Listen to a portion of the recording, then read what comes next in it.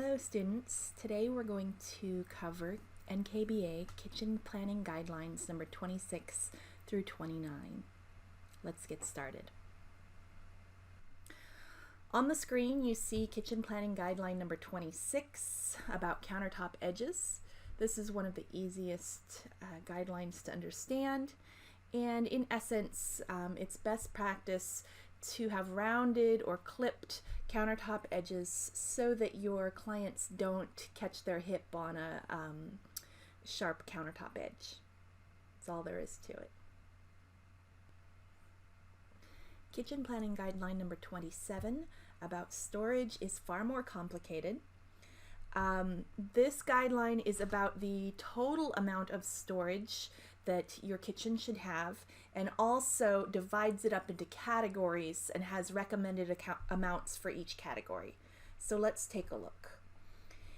Right here, recommended, the total shelf or drawer frontage, and we'll talk about what that is in a minute, is 1,400 inches for a small kitchen.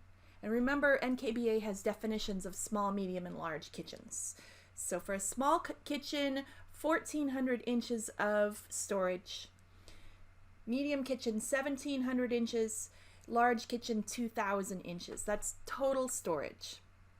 But you're going to break it up. So take a look at this, this table right here.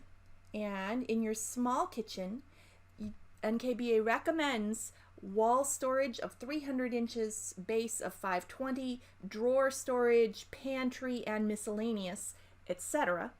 Okay, and all of that should add up to at least, go back to this total, 1,400.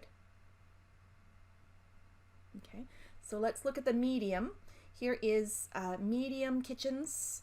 It should have this amount of wall, base, drawer, pantry, and miscellaneous storage. And all storage together should add up to at least 1,700 inches. Finally, your large kitchen should have each of these types of storage, and there's a minimum recommendation, and then all of that storage together total should add up to at least, come back over here, 2,000 inches. So what does this mean, shelf and drawer frontage? Let's take a look. I'm going to scroll down. They say it right here. Shelf and drawer frontage is determined by multiplying the cabinet size by the number and depth of the shelves or drawers in the cabinet using this formula. So you take the cabinet width in inches, you take the number of shelf and drawers, and you take the cabinet depth in feet. Okay, and that's the tricky part, at least for me to remember, is that the width is in inches, the number of shelf and drawers is just a number, it doesn't have a measurement, and the depth is in feet. Okay, and all of those three things multiplied together will give you a total number, and that will be the shelf and drawer frontage. So let's take an example. Let's take an easy one right here. This is a base cabinet, and I'm going to say that it is 3 feet wide, so it's 36 inches wide. Now, how many shelves or drawers does it have? It has 1, 2, 3. Okay. How many, how deep is the cabinet? 24 inches. That's mislabeled. I don't know about mislabeled, but misleadingly labeled, because we want to count the depth in feet. So that's 2 feet. So you're going to multiply 36 times 3 drawers times 2 feet deep. So 36 times 6. You're going to put me on the spot and do arithmetic here, but I'll leave that up to you, the viewer, to find out how much shelf and drawer frontage is in that one particular cabinet. Let's do another example. Here's this wall cabinet right here. How wide is this wall cabinet? It's got a wall oven in it. Let's say it's 30 inches wide. How many shelves and drawers are in it? 1, 2, 3.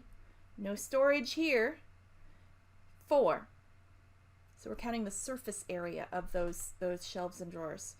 So 4 shelves and drawers and a depth to this cabinet of 2 feet. So to find the frontage for this particular cabinet, you would multiply 30 inches wide by 4 shelves and drawers by 2 feet deep. There's a couple of caveats or footnotes to this guideline. So let's scroll up again. The totals for wall, base, drawer, and pantry, shelf, drawer, frontage. Okay, so your totals for each of the individual categories right here, wall, base, drawer, pantry, miscellaneous, can be adjusted upward or downward. Okay, so as long as the recommended total stays the same. So if you've got a little bit more wall storage and a little bit less base storage, they're okay with that. All right, you can shift those a little bit, but make sure that you've got that at least the total amount.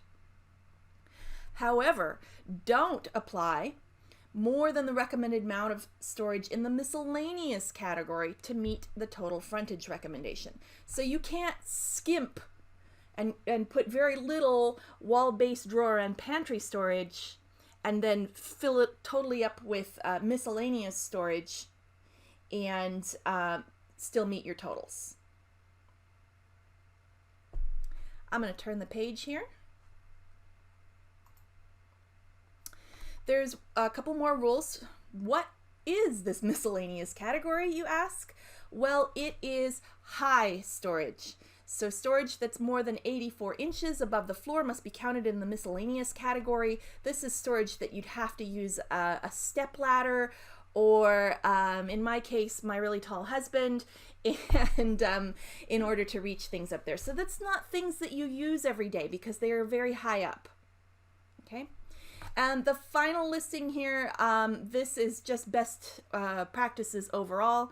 Storage and organizing items. For example, in your silverware drawer, there might be a sorting tray for your forks and your knives, okay? So that's a storage or organizing item. They can enhance the functional capacity of your storage and should be selected to meet user needs.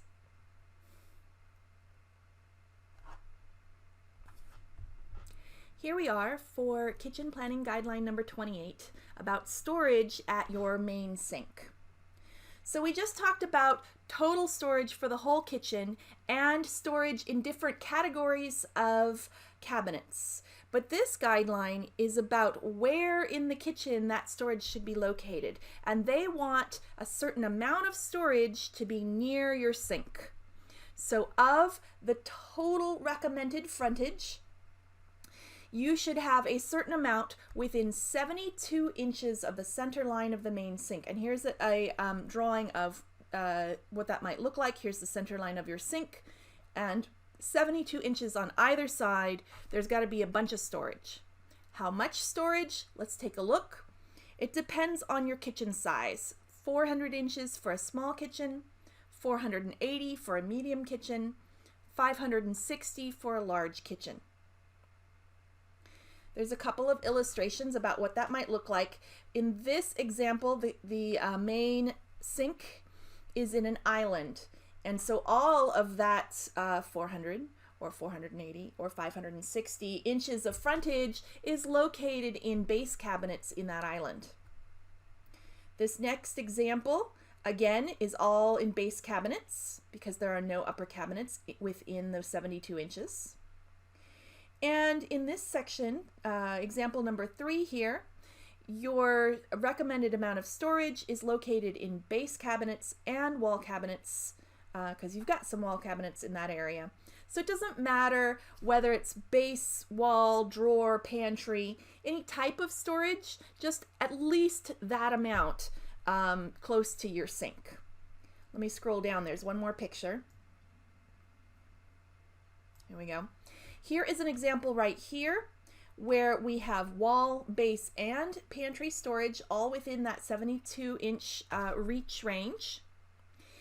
And finally, one more elevation of here is their sink and what that elevation might look like within 72 inches one side and the other. Is there enough storage? You'd have to do that calculation and find out.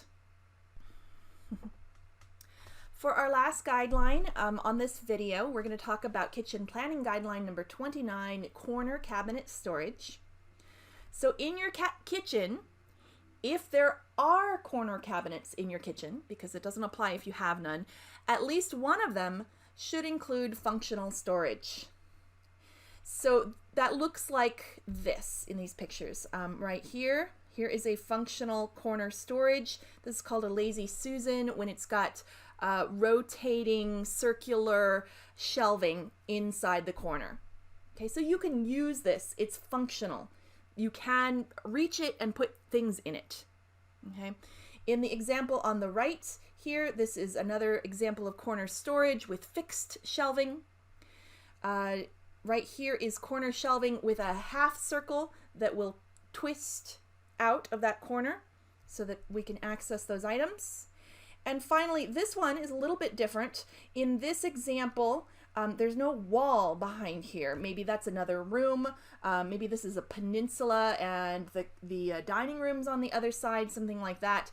This storage is functional. You can't reach it from the kitchen side over here, but you can reach it from this side. There's a door, and it's just a plain front access cabinet from the other side. So, functional storage in the corner.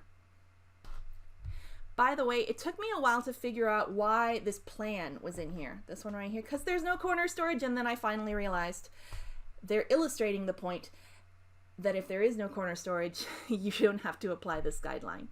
All right. Well, everybody, I hope this helped. Next week, we'll talk about the last couple of kitchen guidelines. The end is in sight, for at least for the kitchen planning guidelines. So thank you.